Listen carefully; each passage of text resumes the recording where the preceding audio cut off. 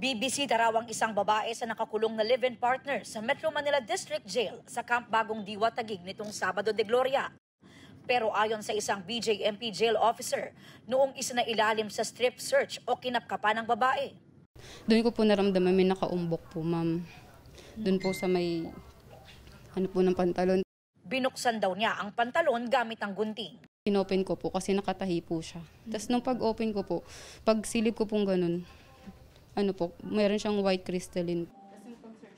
Tumambad ang 3 pakete ng hinihinalang illegal na droga na mahigit 18 gramo ang timbang at tinatayang mahigit 125,000 pesos ang street value. Sabi ko, ano yan? Sabi niya, ma'am, inutusan lang po ako. Sabi niya, dalhin daw po yun sa jail.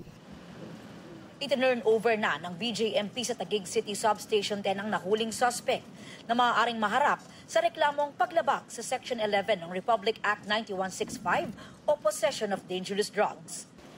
Hindi pumayag ang pulisya na ma-interview ang suspect. Para sa GMA Integrated News, Aubrey Carampel, nakatutok 24 oras.